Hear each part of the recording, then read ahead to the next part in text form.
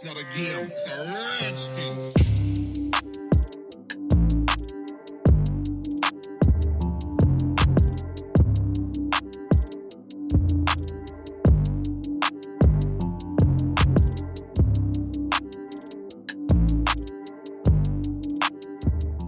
Welcome back to my YouTube channel. Today I will be showing you guys how to make a side part closure wig using this closure that I'm showing you guys now. It's a 5x5 HD closure and it's 16 inches. This video is part 2 of the first video I made showing you guys how to pluck and bleach a closure. I'm using the same closure that I used in part 1, so if you haven't watched that video yet, I suggest you watch that before watching this one. These are the bundles that I'll be using. The lengths are 20, 22, and 24. And this is the dome cap that I'll be using to make the wig. First, you want to get started by placing the dome cap on the mannequin head. Then you're going to use your T-pins to hold the dome cap in place. When you're placing the T-pins on the dome cap, you want to stretch the cap on both sides. When you're finished with the dome cap, you're going to start placing down your closure. You want to make sure that the closure is a little bit above the dome cap before you start placing it down with your T-pin. This is what the closure should look like when you finish pinning it down. When you're pinning down the back of the closure, you want to make sure that you stretch it out to the shape of the closure. This step is very important because when you place the wig on your head, you want the closure to lay as flat as possible. Now you're going to start to sew down the perimeter of the closure. When you're sewing, you want to make sure that the stitches are very neat and close together.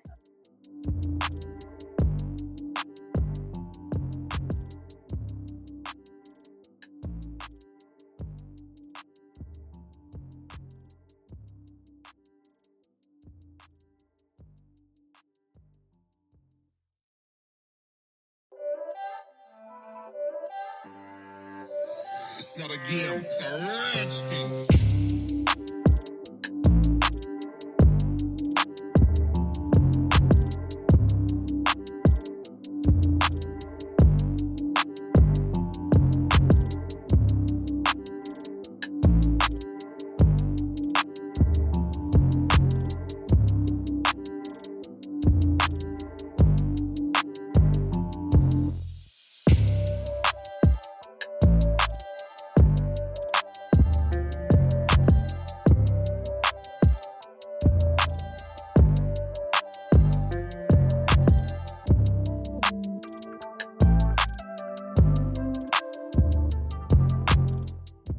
This is what your closure should look like sewn down.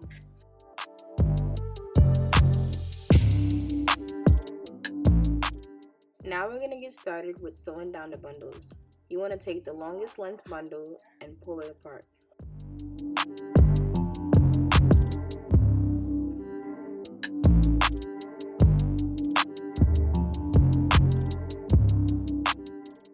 When making a wig, I like to double the tracks when sewing. Using the open side of the bundle, you're going to take the needle and place it through the cap and through the bundles, making your first knot. When you're finished making the first knot, you're going to continue sewing down the bundle. When you're sewing down the rest of the bundle, placing the needle through both tracks is not necessary. The wig will still be secured placing the needle through one track. Also, when you're sewing the bundle down, you want to make sure that you're not sewing on top of the band. You want to take the first layer of the dome cap and sew on top of that. You only have to worry about sewing on the band for the first track of the wig and the beginning and end of every other track. Basically, just the perimeter of the dome cap.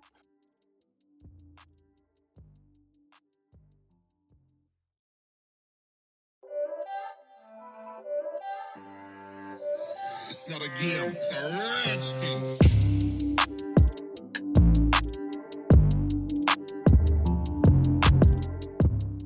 When you get to the ending of the track, you're going to do the same thing that you did for the beginning of the track. Placing the needle through both tracks is what I mean by the same thing as the beginning. Sewing on a wig is different from sewing on a person's head because when you're sewing on a wig, you want to make sure that all the tracks are spaced out so all the bundles can fit. If you don't space all the tracks out, then all the bundles will be very close together in the back and you won't have any for the top of the wig. It's better to sew the bundles spaced out rather than sewing them close together because you can always go back and sew the rest of the bundles in.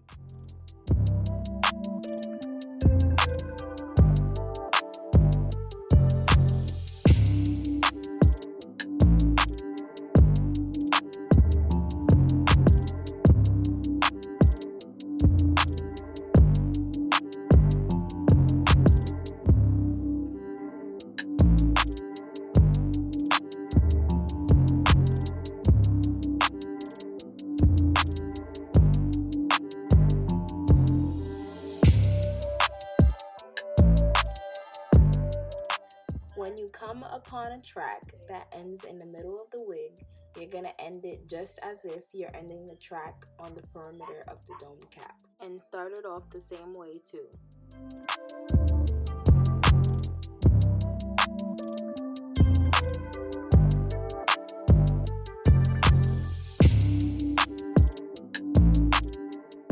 Continue watching to see what you should do when you get up to the last track of the wig.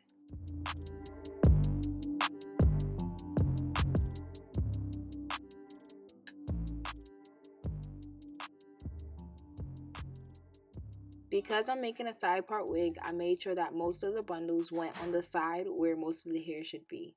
You'll see what I'm talking about when I get to the other side of the wig. It's not a game, it's a rich thing.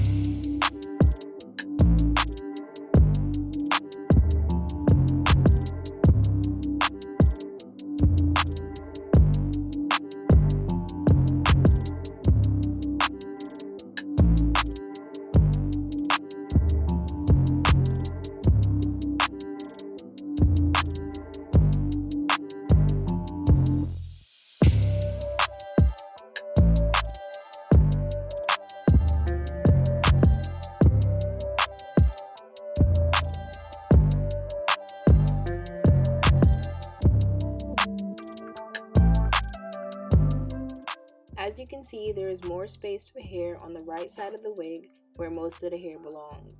When you're sewing down the last track of the wig, you want to make sure that you don't sew it too close to the closure because in the future, if you want to do a closure replacement, it'll be too hard to remove the closure. Now that you're finished with the wig, you're going to flip it inside out and cut out the part of the dome cap that you won't be needing.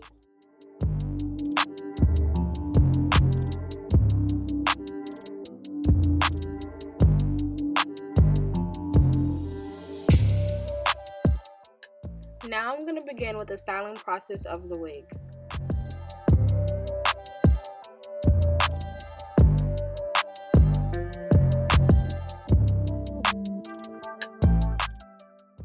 First, I'm going to get started by parting out the side that I'm going to use and flattening down the top of the wig. I'm going to be using mousse and the hot comb to flatten down the top of the wig part by part.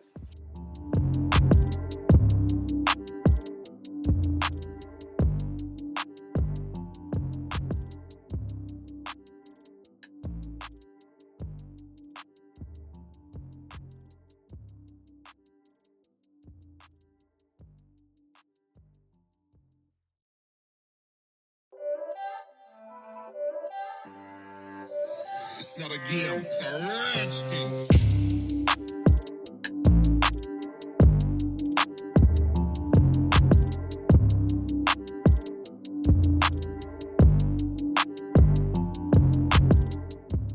You want to make sure that you're leaving part of the closure out on the back to cover the tracks.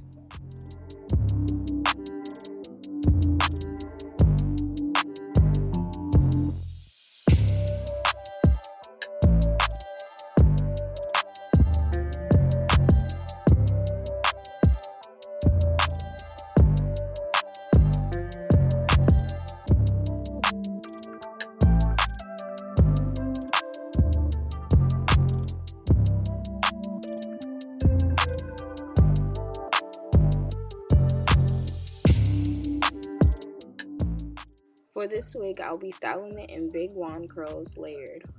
Continue watching to see how I'll be styling the baby hairs.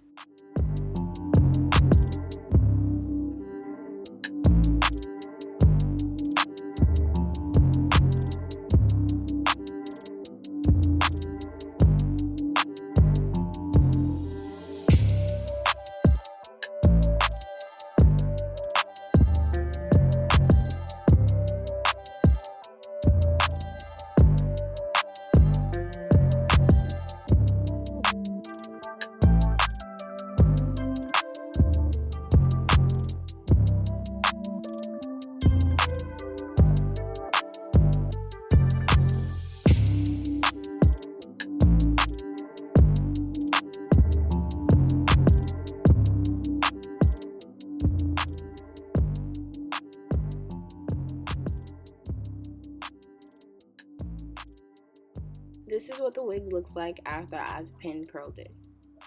The pins is so that the curls can sit while I do the baby hairs. This is actually my first time trying to do baby hairs on a wig, so I ended up doing the baby hairs one by one. When you're doing your baby hairs, remember to cut them short because it'll make it way easier to swoop them.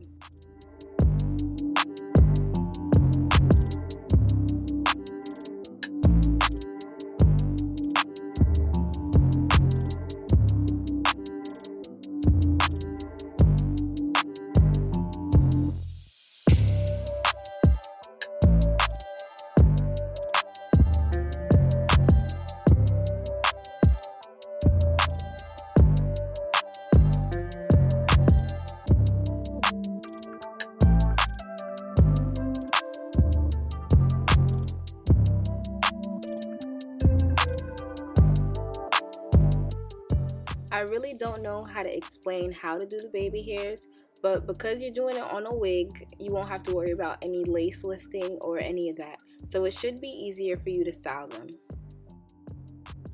When you're finished styling the baby hairs that you're satisfied with, you're going to let them sit for a while to dry.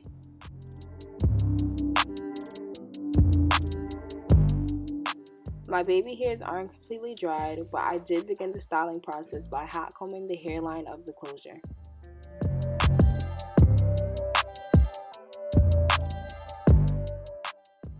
When you're finished hot combing the hairline, you're going to use the hot comb and hot comb the top of the wig so it can have a neater look.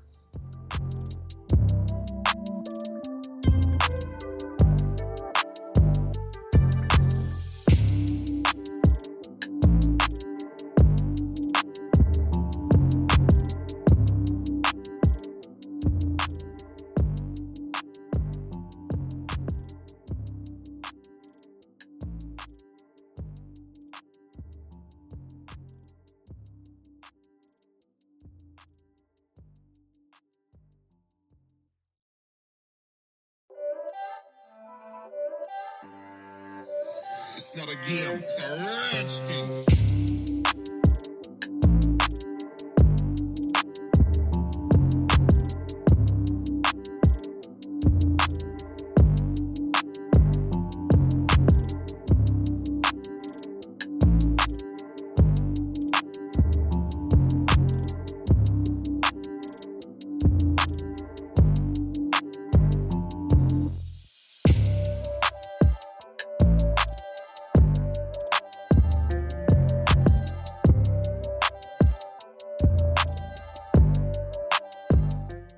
Now that I styled the top of the closure, I took the pin curls out at the front and I'm going to layer the curls. When layering the curls, it's way easier to use a razor comb, but I didn't have that, so I ended up using scissors instead.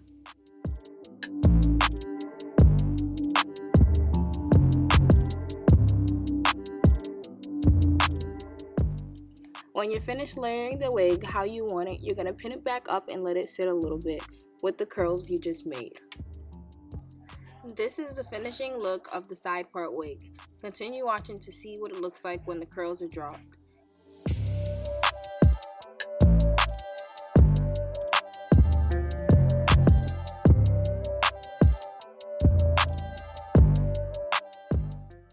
Remember to watch part 1 if you haven't already, and like, comment, and subscribe. Thanks for watching.